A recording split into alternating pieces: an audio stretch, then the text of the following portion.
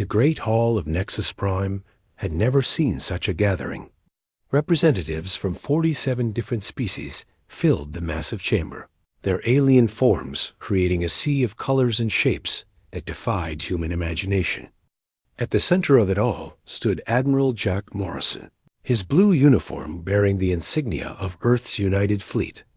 Beside him sat diplomat Lisa Carter, her hands folded calmly despite the weight of what was to come. Dr. Alan Webb hunched over, his data pad, still hoping his scientific evidence might sway the Council's decision. The chamber buzzed with alien voices speaking in languages that sounded like music, grinding stone, or electronic static. Jack had attended many council sessions before, but this one felt different. The air itself seemed heavy with judgment.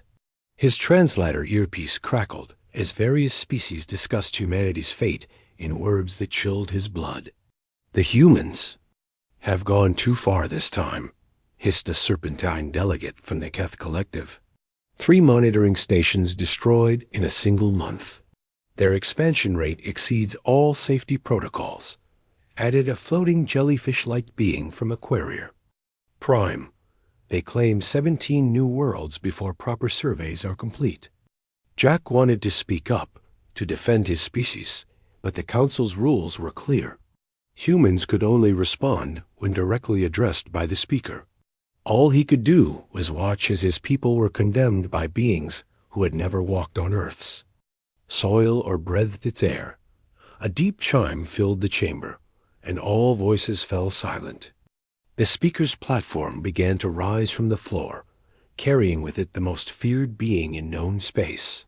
Vexthara stood 12 feet tall, her crystalline body refracting the chamber's lights into rainbow patterns.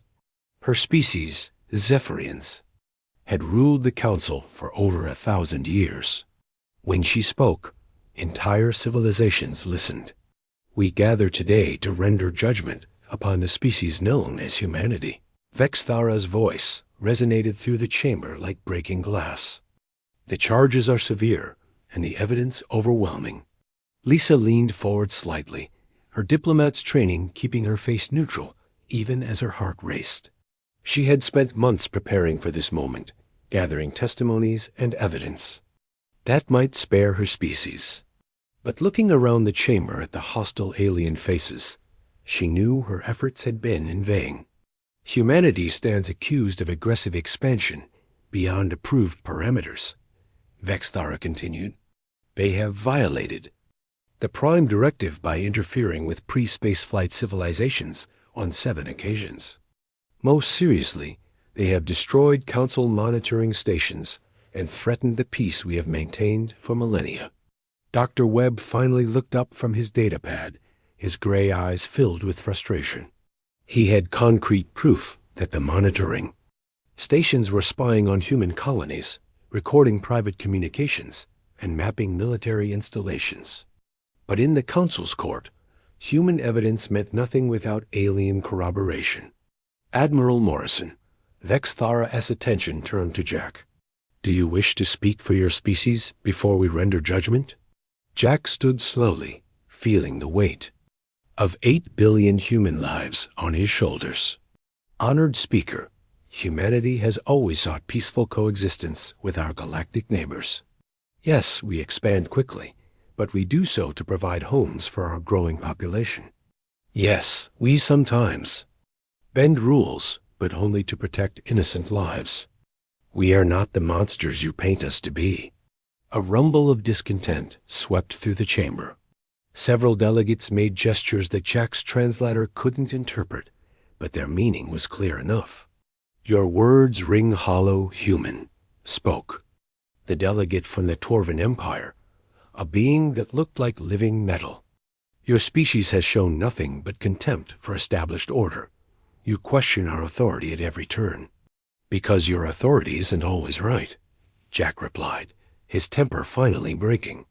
Those monitoring stations weren't keeping peace. They were preparing for war. Your Prime Directive lets civilizations die when we could save them. Your expansion limits force families to live in overcrowded colonies while empty worlds sit unused. The chamber erupted in angry voices. Alien delegates rose from their seats, their forms pulsing with agitation. Vexthara raised one crystalline hand, and silence returned instantly. "You prove our point, Admiral," she said coldly. "Humanity cannot accept guidance, cannot follow rules, cannot coexist peacefully with civilized species. You are a plague upon the galaxy, spreading chaos wherever you go." Lisa stood up, her diplomatic immunity allowing her to speak. "With respect, Speaker Vexthara, every species here was once young and impetuous. The Zephyrians themselves were, banned from hyperspace travel for 2 centuries after their first contact wars. Surely humanity deserves the same chance to grow and learn." "The Zephyrians learned to follow council wisdom," Vexthara replied. "Humanity refuses to do so. You make the same mistakes repeatedly, ignore our guidance, and endanger galactic stability. The time for patience has ended." Dr. Webb finally found his voice. "The data shows that human-occupied systems have lower crime rates, better environmental protection, and higher standards of living than the galactic average. How is that a plague?" "Statistics can be manipulated, human scientist, the jellyfish." Delegate responded. "Your species' true nature reveals itself in your actions, not your numbers." Vexthara's form pulsed with inner light as she prepared to deliver the verdict. The chamber fell so quiet that Jack could hear his own heartbeat. Around him, the alien delegates leaned forward in anticipation. "After deliberation, this council finds humanity guilty of all charges," Vexthara announced. "The sentence is exile beyond the void barrier, effective immediately. All human colonies will be evacuated. All human ships will be escorted to the barrier. No human will be permitted to return to civilized space." The words hit Jack like physical blows. Exile beyond the void barrier was a death sentence. The region was considered uninhabitable, cut off from all hyperlane networks. It was where the Council sent its worst criminals to die. "You're condemning 8 billion innocent people," Lisa whispered, her diplomatic composure finally cracking. "We are protecting trillions of innocent aliens," Vexthara replied without emotion. "The evacuation begins in 72 hours. Council enforcement fleets will ensure compliance." As the session ended and alien delegates filed out, Jack stood motionless in the center of the great hall. Around him, his small human delegation gathered in stunned silence. Dr. Webb's datapad had slipped from his numb fingers. Lisa's face had gone pale as paper. "What do we do now?" she asked quietly. Jack straightened his shoulders and looked toward the chamber's great windows, where the stars waited in the endless dark. "We survive," he said simply. "We gather our people, we cross that barrier, and we prove them wrong about." "U.S. How?" Dr. Webb asked, his voice barely audible. "I don't know yet," Jack admitted. "But we're human. We'll find a way." Outside the station, the Council enforcement fleets were already moving, their massive ships casting shadows across the starfield. The exile of humanity had begun, but in the void beyond civilized space, something ancient stirred in response to the approaching refugees, something that had been waiting a very long time for beings exactly like them to arrive. 5 years had passed since the great ships of humanity crossed the void barrier, and the universe beyond had proven to be nothing like what the Council claimed. Captain Ben Hayes stood on the observation deck of New Terra, watching construction crews work on the outer ring of their massive station. What had started as a desperate collection of refugee ships had grown into something magnificent, a sprawling city in space, built from salvaged materials and mysterious substances they had found drifting in the dark. The void was not empty, as the Council had told them. Strange metals floated through space like cosmic debris, materials that bent and shaped themselves according to human will. Energy patterns danced between the stars, forming networks that seemed almost alive. Most incredible of all were the ruins scattered throughout this forgotten region, structures so ancient that they made human civilization look like a newborn child. Commander, Kate Sullivan finished her morning patrol and docked her fighter in the station's bay. The ship she flew was no longer purely human technology. Over the years, they had learned to integrate the strange materials they found into their equipment. Her fighter's hull gleamed with metal that seemed to shift color in the light, and her weapons used energy patterns that defied everything humans thought they knew about physics. "Any trouble out there?" asked Chief Engineer Roy Phillips as Kate climbed out of her cockpit. His hands were stained with the blue residue that came from working with void materials, but his eyes were bright with excitement. Every day brought new discoveries, new ways to adapt and improve their technology. "Nothing hostile," Kate replied, pulling off her helmet to reveal short blonde hair. "But I found another structure about 3 light hours from here. This one's different though, Roy. It's not dead like the others." Phillips raised an eyebrow. In 5 years of exploration, they had found hundreds of ancient ruins, but all had been lifeless and cold. The structures were clearly artificial, built by some long-vanished civilization, but they showed no signs of active systems or power sources.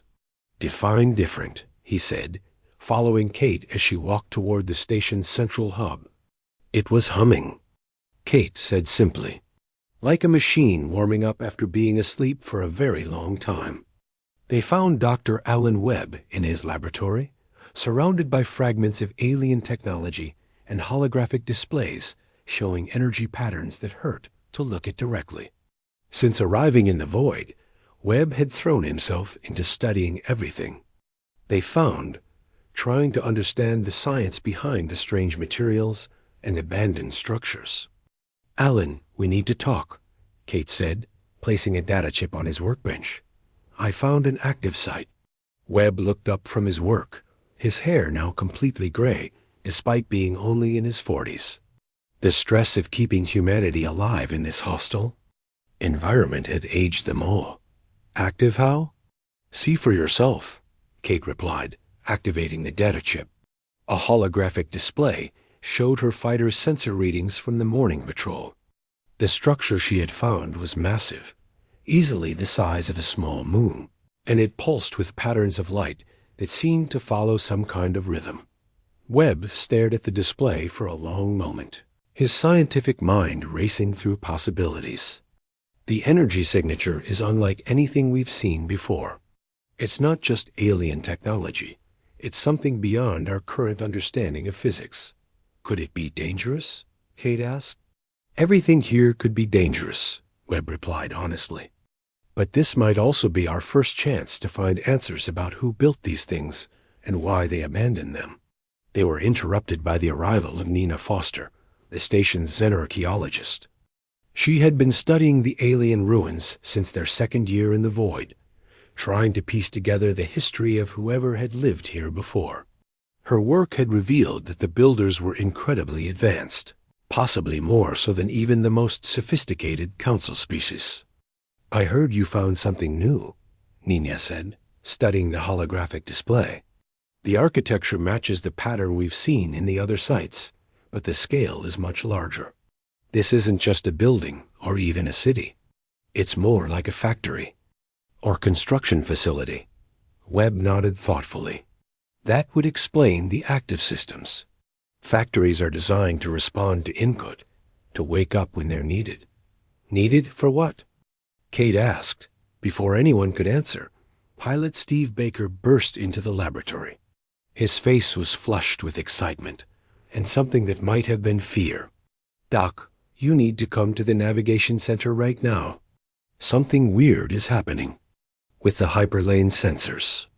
They followed Steve through the station's corridors, past living quarters where human families had built new lives in the void, past workshops where engineers worked to understand alien technology, past schools where children born in exile learned about a home world they had never seen. New Terra had become more than just a refugee camp. It had become humanity's new beginning. The navigation center buzzed with activity as technicians worked at control stations. The main display showed a three-dimensional map of local space, with pulsing dots marking known structures and energy sources. But something had changed since Kate's patrol. New signals were appearing across the map, dozens of them, all pulsing in the same rhythm as the structure she had found. "It started about 20 minutes ago," explained quantum physicist Pete Collins, pointing at the display, right after Kate transmitted her sensor data back to the station. "It's like her discovery triggered some kind of network activation." Webb stared at the display in amazement. The pattern of signals formed a vast web across this section of the void, connecting structures separated by light years of empty space. "They're communicating with each other," he whispered. "The entire region is one massive system, and we just turned it on." "How?" Kate asked, though part of her already suspected the answer. "Human presence," Nina said quietly. "We assumed these ruins were abandoned because their builders died or moved away. But what if they just left them waiting for the right people to arrive?" Steve Baker had been unusually quiet since bringing them the news, but now he spoke up with a tremor in his voice. "Doc, there's something else. When I was running diagnostics on my ship after the patrol, I touched one of those blue panels we installed last month. The one made from void materials." "And," Webb prompted. "It responded to me," Steve said. "Not just the ship's systems, but the panel itself. Like it was reading my thoughts and showing me things. Star charts, energy patterns, technical diagrams I couldn't understand, but somehow knew were important." Webb exchanged glances with Nina and Phillips. They had all noticed that void materials seemed to respond better to human operators than to automated systems, but they had assumed it was just a quirk of the alien technology. "We need to run some tests," Webb said finally. "Careful ones. If these materials are designed to interface with organic minds, we need to understand how and why before we go any further." "What if it's a trap?" Kate asked. "What if whoever built this stuff is using us to activate some kind of weapon?" "Then we're already caught," Phillips replied grimly. "These materials are integrated into every system on the station. Our ships, our life support, our power generators, they all depend on void technology now." Webb looked around at his colleagues, seeing the same mix of fear and excitement on their faces that he felt in his own heart. They were on the edge of a discovery that could change everything, but stepping forward meant leaving behind any hope of returning to the humanity they once were. "We investigate," he decided. "Carefully, but we investigate. We didn't survive. Exile just to hide in fear of the unknown." Outside the station, the ancient network continued to pulse with awakening light, and in the depths of space, machines older than recorded history began to stir from their eons-long slumber. 10 years had passed since humanity first crossed into the void, and the species that emerged from their exile bore little resemblance to the people who had once begged for mercy before the Galactic Council.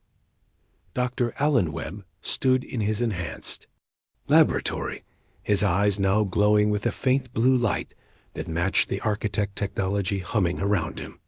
The neural implant at the base of his skull allowed him to interface directly with systems that had once required entire teams to operate.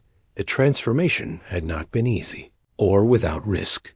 3 years ago, volunteer test subjects had begun, the first experiments with direct neural linking to void materials.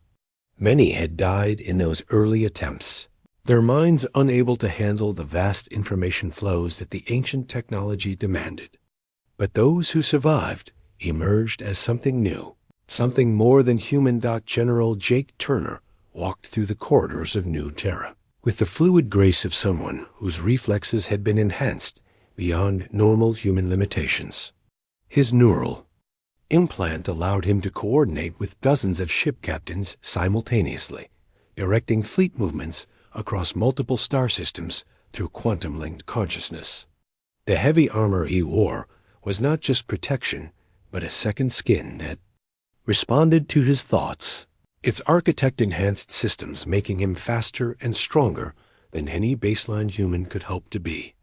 The latest batch of volunteers completed their enhancement yesterday, Turner reported to Webb as they met in the central hub. 15 successful integrations, no losses. The procedure is getting safer. Webb nodded, though part of him still worried about what they were becoming. The enhanced, as they called themselves, were no longer entirely human. Their enhanced minds could process information at superhuman speeds. Their bodies could interface directly with technology that defied physics, and their lifespans had been extended far beyond normal human limits. But the cost was that they could never return to what they once were.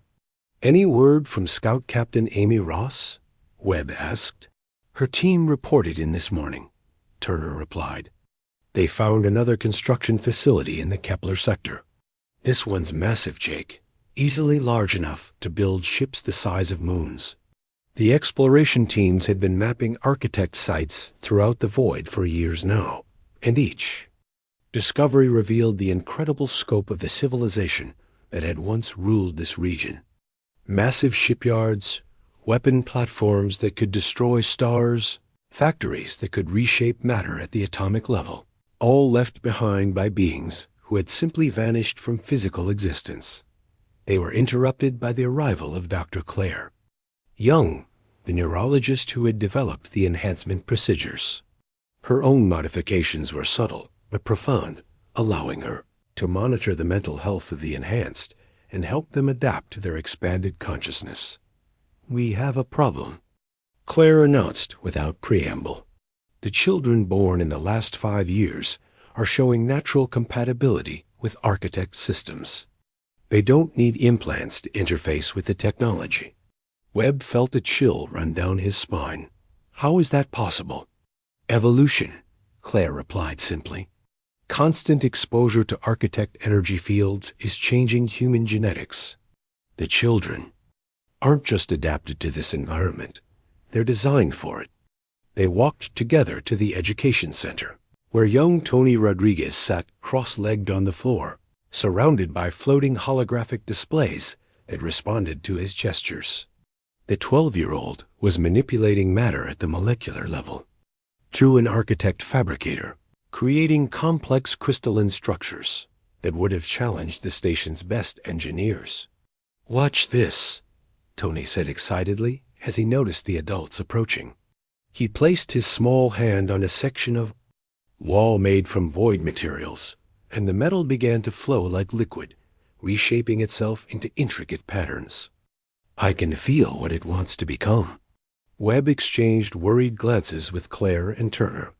The boy's abilities far exceeded those of adult enhanced humans, and he had never undergone any surgical procedures or received any implants. He was simply born with the capability to control architect technology through will alone. "Tony, can you understand the symbols the machines show you?" Claire asked gently. "They're not really symbols," the boy replied, still focused on reshaping the wall. "They're more like feelings or ideas. The machines are trying to teach us things, but most adults think too much to listen properly." Turner knelt down beside the boy. "What kind of things are they teaching you?" Tony finally looked up, his eyes bright with the enthusiasm of youth. "About the people who built them. They called themselves architects, and they were like us but different. They could change reality just by thinking about it, but they got tired of being physical and went somewhere else." "Went where?" Webb asked. "Up," Tony said, pointing toward the ceiling. "Not up like in space, but up to a place where thoughts become real, and real becomes thoughts. They left all this stuff behind because they hoped someone like us would find it and use it to help other people." The implications of the boy's words sent shockwaves through the adult observers. The architects hadn't simply abandoned their technology. They had deliberately left it as a gift for whoever came after them. And somehow they had known that humans would be the ones to find it. "Tony, do the machines tell you anything about the council?" Turner asked carefully. The boy's expression grew serious beyond his years. "The architects fought something called the stagnation once. It was like a disease that spread across the galaxy, making people afraid to grow or change. The council isn't evil, but the stagnation is using them to keep everyone small and scared." Webb felt pieces of a cosmic puzzle clicking into place in his enhanced mind. The Galactic Council's rigid hierarchy, their fear of rapid advancement, their insistence on limiting the growth of younger species, it all fit the pattern of an ancient enemy that the architects had once battled. Scout Captain Amy Ross chose that moment to return from her latest mission, her enhanced senses immediately picking up on the tension in the room. Her exploration suit was covered with the residue of deep space travel, and her eyes held the distant look of someone who had seen wonders beyond human imagination. "We found something," she announced without preamble. "The Kepler facility isn't just a construction yard. It's a gateway generator, capable of creating passages through space-time itself. And it's been charging up for the past month." "Charging for what?" Webb asked, though he suspected he already knew the answer. "To open a way back to council space," Amy replied. "The architects built it as an escape route, but we could use it to return home." Turner's enhanced mind was already calculating possibilities. "With our current technology and the enhanced forces we've developed, we could take on the entire council fleet." "That's not why we should go back," young Tony interrupted, his child's voice carrying surprising authority. "The machines don't want us to fight the council. They want us to free them from the stagnation." Webb looked around at his colleagues, seeing the same realization dawning on their faces. They had spent 10 years thinking of themselves as exiles, as refugees who had been cast out of civilized space. But the truth was far more complex. They weren't outcasts anymore. They were liberators in training, inheritors of a cosmic legacy that stretched back millions of years. "How long until the gateway is ready?" he asked Amy. "The architect systems estimate another 5 years for full activation," she replied. "But the preliminary systems are already online. We could send small scouting groups through within months." Turner stood up, his enhanced reflexes automatically calculating battle scenarios. 5 years gives us time to prepare the fleet and train more enhanced personnel. And time to decide what kind of people we want to be when we return," Webb added quietly. Outside the station, the vast network of architect facilities continued their patient work, preparing for a return that had been planned since before human civilization existed. The exile that the council had intended as punishment was nearly complete, and soon the galaxy would learn what humanity had become in the darkness beyond the void barrier. 15 years had passed since humanity's exile began, and Admiral Jack Morrison stood before the great fleet that bore no resemblance to the desperate refugee ships that had once crossed the void barrier. The vessels stretching before him defied every principle of engineering he had learned in his younger days. Ships that shifted their shape according to their mission needs, hulls that could phase through solid matter, weapons that could rewrite the laws of physics in localized space. This was humanity's answer to 15 years of exile and transformation. Morrison himself had changed as much as his fleet. The neural enhancements coursing through his brain allowed him to perceive reality in ways that would have driven his younger self insane. He could feel the thoughts and emotions of every enhanced human under his command, linked through quantum consciousness networks that made traditional communication obsolete. When he gave an order, his entire fleet knew it instantly and completely. "Status report," he said aloud, though the words were merely a formality. His enhanced senses were already processing data streams from thousands of sources throughout the fleet.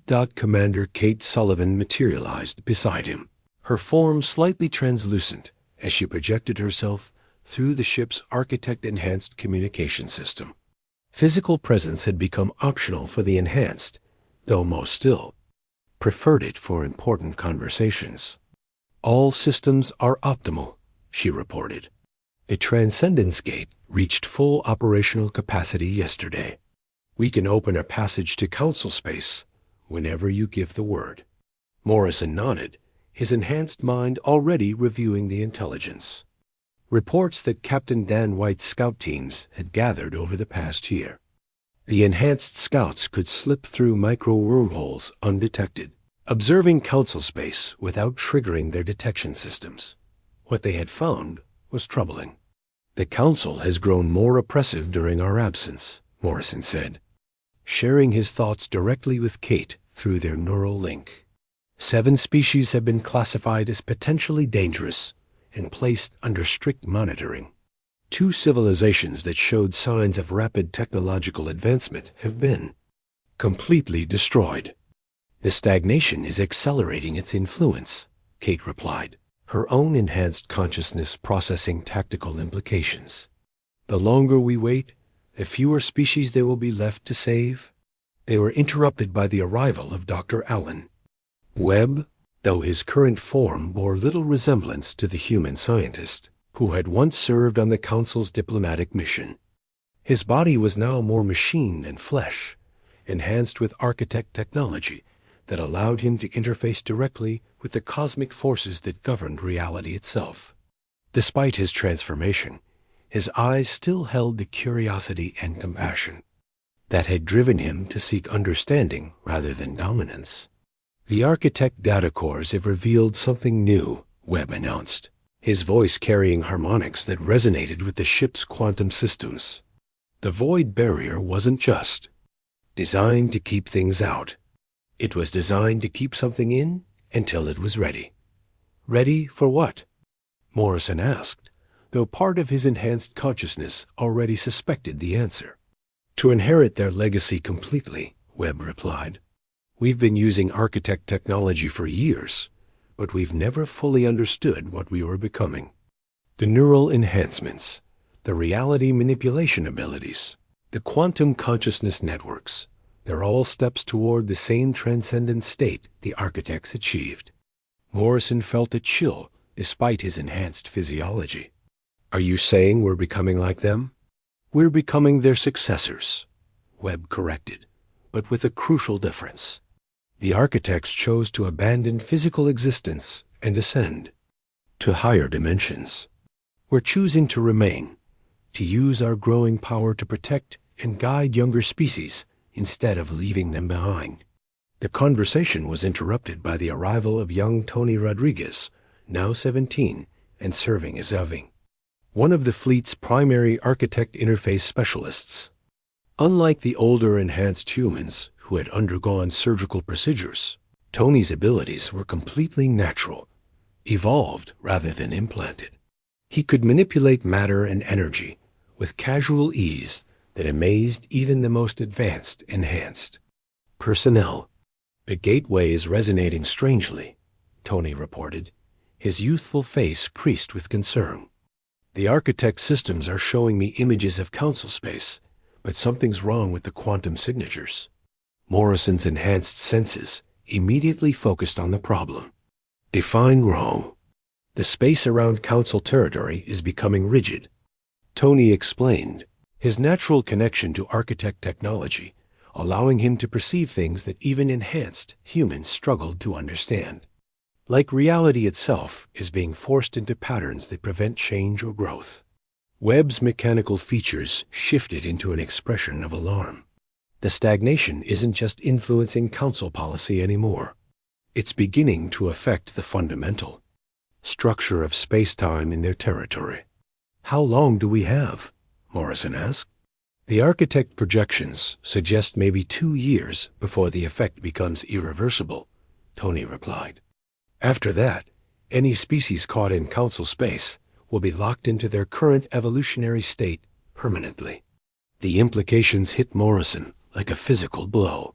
The exile that had seemed like a death sentence 15 years ago had actually been a rescue mission, removing humanity from galactic civilization just before it became a cosmic trap.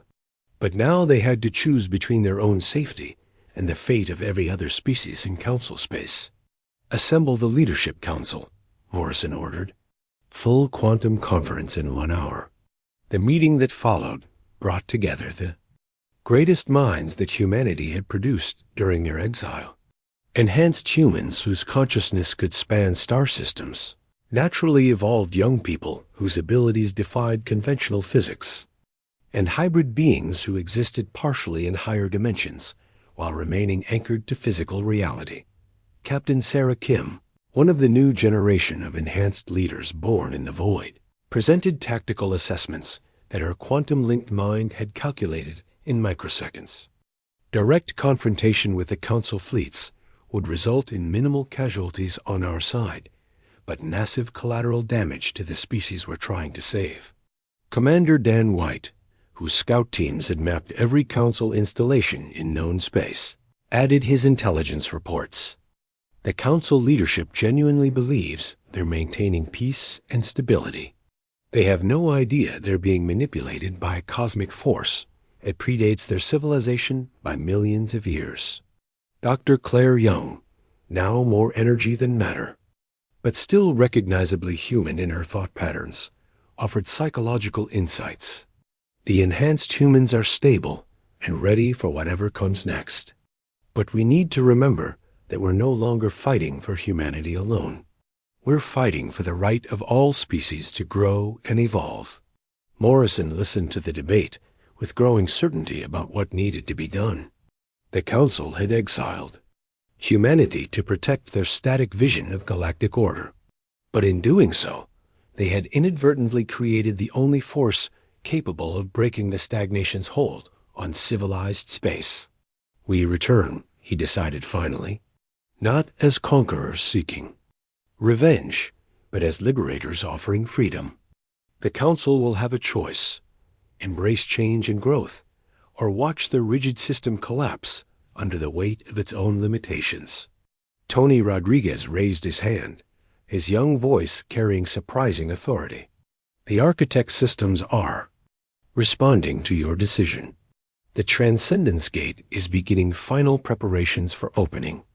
Morrison looked out at his impossible fleet, at the enhanced humans who had transcended the limitations of their birth species, at the young people who represented evolution in action. They were no longer the desperate refugees who had been driven into exile 15 years ago. They were something new, something the galaxy had never seen before. Begin final preparations, he ordered. In 6 months, humanity returns to the galaxy. And this time, we're bringing freedom with us.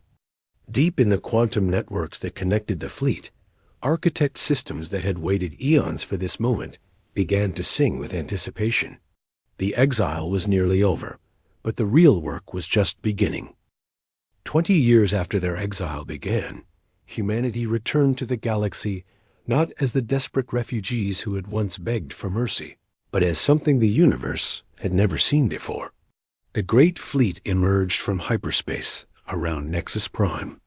Like a force of nature made manifest, their ships bending reality around them as they took positions throughout the system. Admiral Jack Morrison stood on the bridge of the architect's wrath, his enhanced consciousness simultaneously coordinating with every vessel in his fleet, while monitoring the panicked communications flooding Council space. The Council defense. Fleet scrambled to respond, their massive battleships taking defensive positions around the ancient station. Admiral Corex of the Torvan Navy, commanding the largest military force the Council had ever assembled, opened a communication channel with barely controlled fury. "Unknown vessels, you are in violation of Council space," Corex's metallic voice rang through the quantum channels. "Identify yourselves immediately or face destruction." Morrison allowed himself a moment of dark amusement before responding. His image appeared on screens throughout the Council fleet, but the being they saw bore little resemblance to the human who had once stood trial in their halls. His eyes glowed with inner light. His voice carried harmonics that made reality itself. Seemed to listen and his presence radiated a power that defied measurement. "I am Admiral Jack Morrison of the Human Liberation Fleet," he announced, his words carrying across subspace to every inhabited world in Council territory. "We have returned. Not as supplicants seeking readmission, but as liberators offering freedom to all who have been held back by artificial limitations." Enhanced Captain Kelly Brooks chose that moment to demonstrate exactly how much humanity had changed during their exile. Her ship, the Reality's Edge, simply made the Council fleet's weapons stop working. Not destroyed, not disabled, but fundamentally altered at the quantum level so that the concept of violence became impossible within their operational matrix. The effect rippled through the Council forces like a wave of impossible physics. Torpedoes dissolved into harmless particles. Energy beams transformed into light shows, and the mighty battleships found themselves floating helplessly in space, with all their offensive systems reduced to decorative ornaments. "Impossible, Admiral," Korax whispered, his mechanical voice trembling with disbelief. "No technology can simply negate the laws of physics."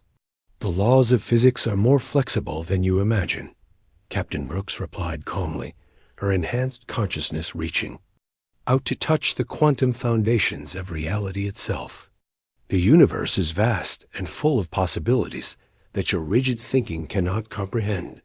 On Nexus Prime, Speaker Vexthara convened an emergency session of the Galactic Council, though many delegates were too terrified to leave their ships. The crystalline being's form pulsed with agitation as she tried to maintain order in a situation that defied all her experience and training.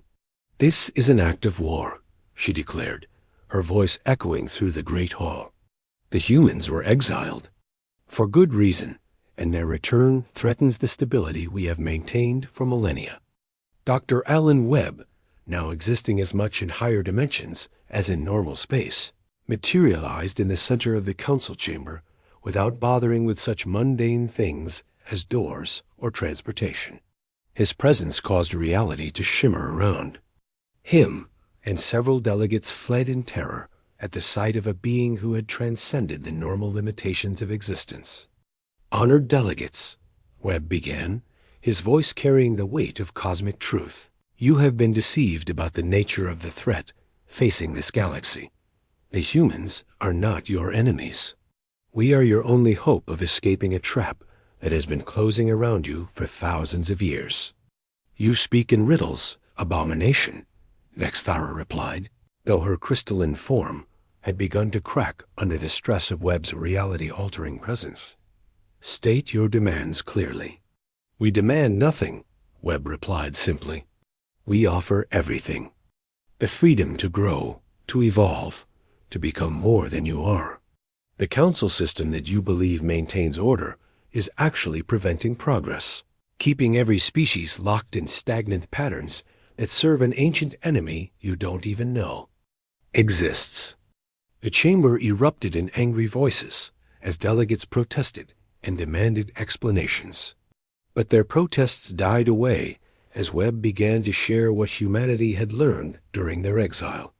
Through quantum consciousness networks that bypassed normal communication entirely, he showed them the truth about the stagnation, the cosmic force that spread across galaxies like a disease, convincing civilizations to embrace rigid order over natural growth. Young Tony Rodriguez, now 22 and serving as humanity's primary interface with architect technology, appeared beside Webb in a display of casual reality manipulation that left the council delegates speechless.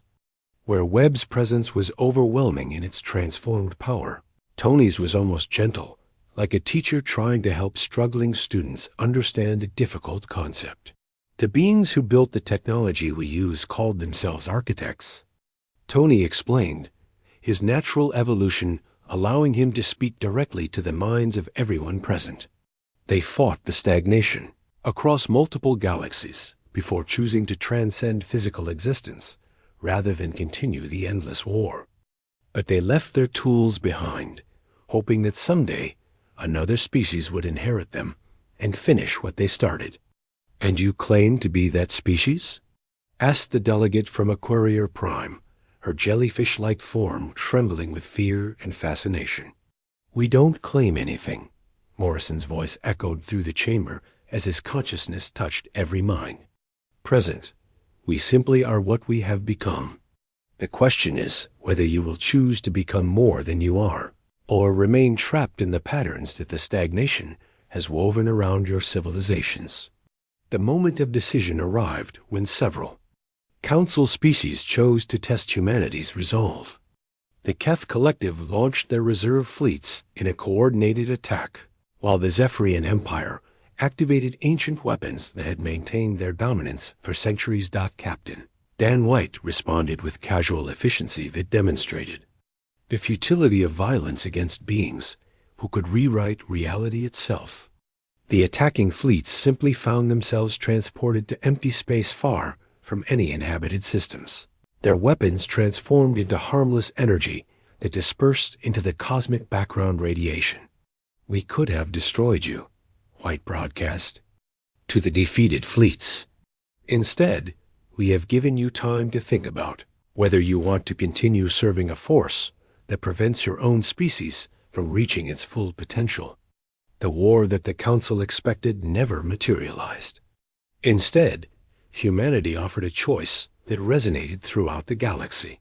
Species that embraced change found their technology advancing beyond their wildest dreams, guided by enhanced humans, who served as teachers rather than conquerors.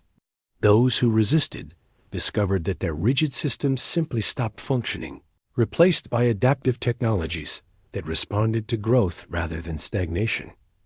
Within months, the old Council structure had collapsed, replaced by a loose confederation of species united in their commitment to unlimited growth and evolution.